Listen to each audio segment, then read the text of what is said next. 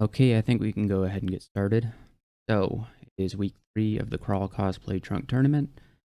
Going to be giving this a try. This is our first attempt here. We haven't tried anything yet, but we'll see how it goes. Alright, so today we're playing a Revenant Cinder Acolyte of Ignis. Now, this is all new to me. I have never played a Revenant before, or a Cinder Acolyte, and by extension, never Ignis. So this will be a learning experience for me, but I've read up on Revenants, so hopefully we'll do okay. And so what is the challenge? So the challenge is, for our first conduct, we have to keep our highest weapon skill equal to our highest spell skill past level 10. And so we basically have to keep them equal. And so Lincolnstein created this nice little graphic here to show which skills need to be equal to which skills.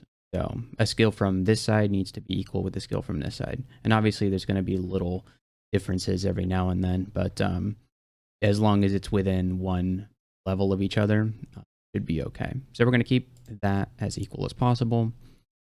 Number 2, branches. Make it to Crypt 3 before entering the Orcish Mines. So this one shouldn't be too hard. I don't think we'll just leave Orcish Mines for later, and then we'll just get to Crypt 3 whenever we need to go into the Orcish Mines.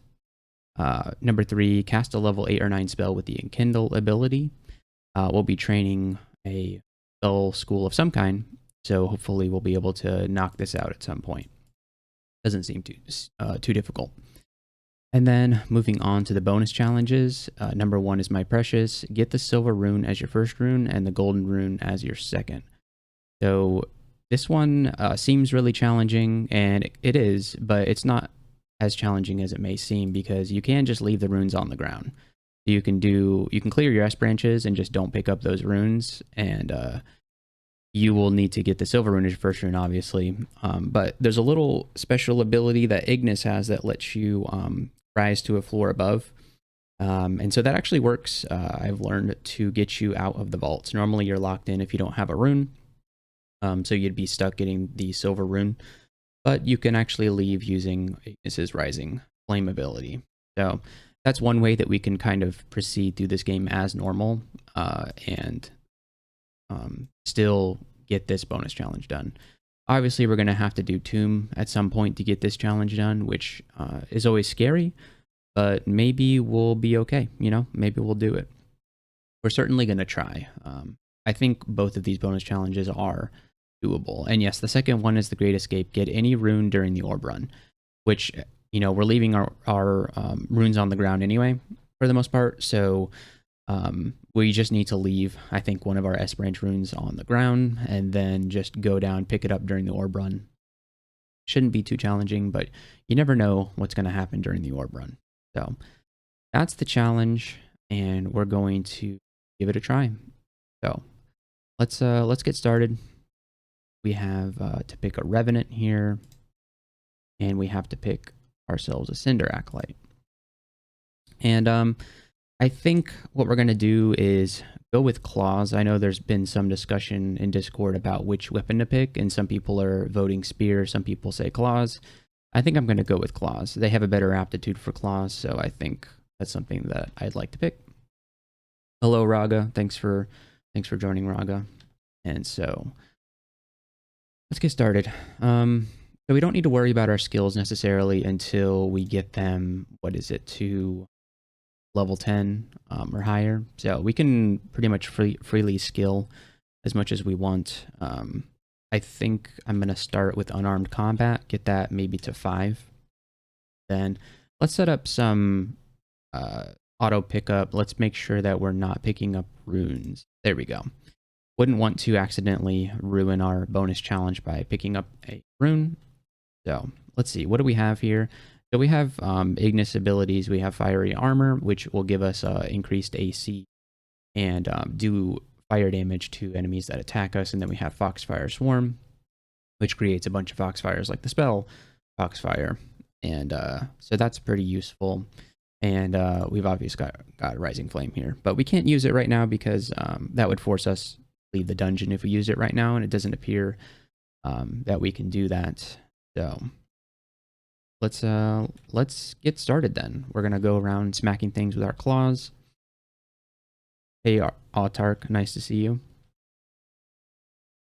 And yeah, so actually haven't played Crawl in a couple of days, so we'll be a little rusty here, but it shouldn't be too bad. And Revenants have a number of interesting abilities that I'll have to learn how to use. So it's interesting that since we start Ignis and Revenant, we have all these beautiful resistances. You know, fire, cold resist, negative energy resistance, and immunity to poison. So that's pretty strong to start off with. So Revenants have this Spell Claws ability. You channel destructive magic through your claws. When casting a damage-dealing spell, you also perform a melee attack against the most healthy enemy in your attack range. So that's a little bit of extra damage that you get when using a destructive spell. We start with Scorch, which is a fantastic spell that will pair nicely with that ability, in my opinion. But I have yet to test that out, so we'll just see how it goes. So we have to fight two things at the same time here. Let's see, where can we pull these guys?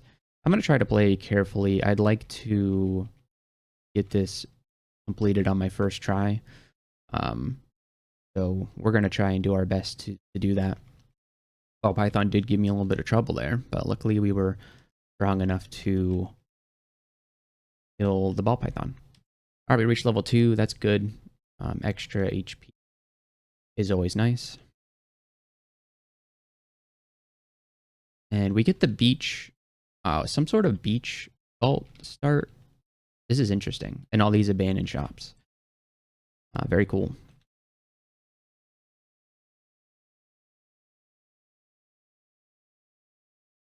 Hope everybody's having a good morning so far.